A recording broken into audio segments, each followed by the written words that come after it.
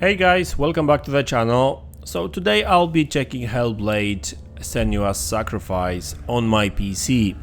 Now my PC is a gaming laptop equipped with RTX 3060 and Ryzen 5600 6-core 12-thread CPU. Now in this video I want to focus on ray tracing, on use of ray tracing, because it's one of these games that actually ray tracing makes a difference in this game. It's not really the case with every single game. Sometimes the ray tracing implementation in some games is just like poor. That's not really the case in this game, and there's a couple of aspects to it. First of all, reflections. As you can see, the reflections are accurate, looks very good. Nothing disappears if I look down and stuff, right? The game looks really good. I'm actually running this game at high settings, very high. By the way, I forgot to turn on NVIDIA DLSS. Let's run it at balance for more frames. So this is actually upscaling techniques that actually makes a difference, because look at this. Right now with ray tracing, it's running at like 50 frames per second, 40 something.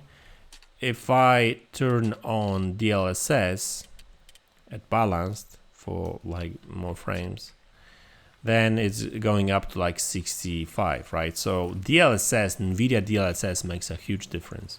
So yeah, reflections are very accurate and everything looks great. So now let's disable ray tracing for a minute, and let's see how that looks without ray tracing. So if I look down, the reflections are gone now, right? You can see some of the sunbeams being kind of reflected, but that's pretty much it. If I look up, then we see the reflections, and I don't think they are as accurate as ray tracing, of course, but there's some reflections. But if I look down, they disappear, right? So this is the thing, that it looks fake because it's faked, right? It's screen space reflections. So if I look up and I see the object, then the object is being reflected. If I don't see the object, it's not being reflected. So that's a big difference with ray tracing, because ray tracing just reflects everything, whether you look at it or not, right? So everything is being reflected, and everything is just like more stuff is being reflected as well. So let's move on, because there's a number of aspects to ray tracing in this game that just looks good. So obviously all these puddles, everything has been nicely reflected. The game just looks good.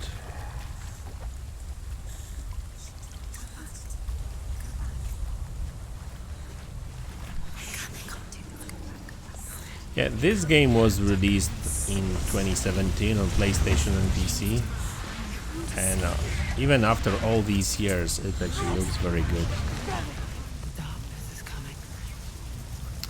Okay, so that's another scene which I wanted to show you, because like we've got this torch, right, casting light and stuff. If I disabled ray tracing, this scene looks totally different, bland. Like the torch still casts light, but they're not really accurate, and it doesn't look that good. Everything is bland, like, right? It just doesn't look good. If I turn it on, if I turn ray tracing on, there we go. It's transformative. It's just totally different. And the thing is, like, in this game there's a lot of reflections, and there are a lot of like dark places where they use that kind of lights as well. So yeah, it makes sense to actually use that in this game, right? It just looks much better.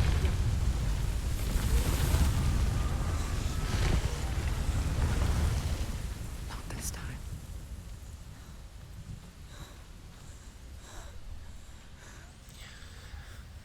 Yeah, look at this game. Even to this day, it looks good. And with ray tracing, it runs 1080p. Yeah, sure, but it runs at 70 frames per second. By the way, my RTX 3060 mobile version, it's not really more powerful than like Xbox, for example, or maybe even PlayStation. It's just, I'm talking about Xbox Series X and PlayStation 5, of course, but it uses DLSS, right? DLSS actually makes a big difference. And I'll show you later. Actually, you did see that at the very beginning of the video, where without DLSS, with ray tracing on, the game was running at like 50 frames per second. There's no doubt about it. The source of the darkness is in Helheim, and the goddess Hela holds his soul there.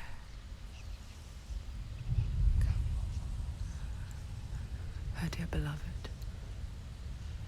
Dillian. Okay, this is another nice looking part of the game. Obviously a lot of reflections over here. Everything is nicely reflected and accurately reflected as well. Game looks good, of course, running at 70 frames per second or so. Oh, by the way, I'm running this game off my external hard drive. That's why sometimes I get those frame kind of hitches, because it loads data. I should have moved this game to my internal drive. But the problem is that, like, I've got so many games that I can't really store all my games on SSD, right? So that's always a problem. So by the way, let's last test. So this is NVIDIA DLSS. Let's change it to quality, and let's see how that affects performance and stuff.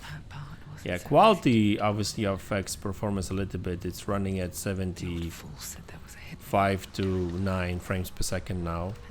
The game looks, you know, pretty sharp and stuff. Like it's actually looks better than native, I would even say, because it cleans up a lot of stuff. But let's turn off DLSS and let's replace it with AMD's FSR in ultra quality mode, because that's the highest quality mode FSR offers.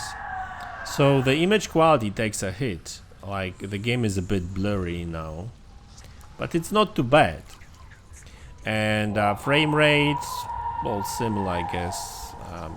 70 something frames per second, 60 something frames per second. So but if you've got AMD cards and you can't use DLSS, so FSR actually makes a big difference as well. Because if I were to disable the both FSR and DLSS and just run it with native resolution, then the game drops to like 50 frames per second again, right? 14.9 even. So then it's a bit juddery kind of experience, and but like these upscaling techniques, you know, makes a big difference really. And it's actually funny that that DLSS actually, look at this, DLSS actually offers better image quality than native resolution in quality mode, of course. It's crazy. DLSS actually makes this game look better, so everything is sharper and stuff and offers better performance, right? So guys, listen, that's the video. Thanks a lot for tuning in. Thanks for support, really appreciate it, and I'll see you in the next one. Take care.